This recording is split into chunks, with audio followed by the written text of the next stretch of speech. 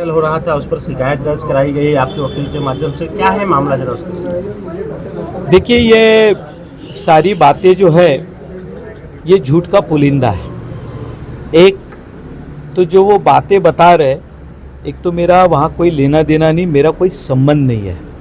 दूसरी बात जो मेरे ध्यान में आई, आपने दूसरा वीडियो देखा होगा कि जिसमें उस धंधे का जो ओरिजिनल मालिक है वो खुद आकर बता रहा है कि भाई मुझे बगल में जाकर पकड़ के रखा, एक दूसरे लड़के को वहाँ खड़ा किया और उससे ये स्टेटमेंट दिलवाई गई।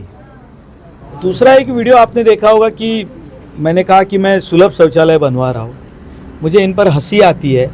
वो मैं स्कूल में जाने वाले बच्चों के लिए और उनके पेरेंट्स के लिए जो धूप में खड़े रहते हैं, मैं उनके लिए बस स्टैंड बनवा रहा हूँ कि वो धूप में खड़े रहते तो उनके बैठने की व्यवस्था हो। जब ये विकास के काम इन्होंने कभी किए ही नहीं है साहब, तो इनको ये क्या समझ में आएगा कि ये बच्चों के लिए बस स्टैंड है, जो पेरेंट्स धूप में खड़े रहते हैं उनके बैठने की व्यवस्था है। कल मैंने इसकी शिकायत दर्ज की, पुलिस स्टेशन ने इसको गंभीरता से लिया है और उसको लीगल नोटिस भेजने की हम पूरी तैयारी कर रहे हैं। और ये आपको और भी एक बात बता दूं, जिस व्यक्ति के धंधे पर ये उन्होंने वीडियो शूट किया है, फेक वीडियो है, उसने खुद आकर पुलिस स्टेशन में कहा कि ऐसा कुछ नहीं हुआ है, मुझे तो ज़बरदस्ती पकड़ के रखा था। वो 10-15 लोग थे, साथ में किसी को खड़ा किया, उन्होंने स्टेटमेंट लिया और स्टेटमेंट दिलवाया।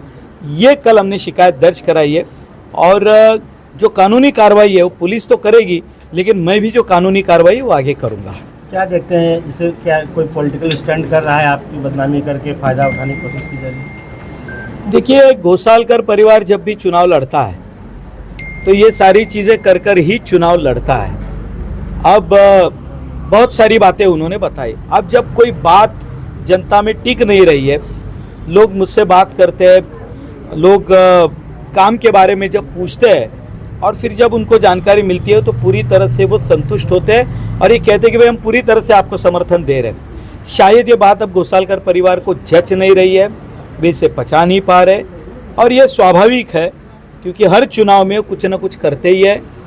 गए विधानसभा के चुनाव में भी उन्होंने इसी तरह के हथकंडे अपनाए थे और अब महानगर पालिका के चुनाव में देखिए, पहले उन्होंने ये लगाया उम्मीदवार कौन है।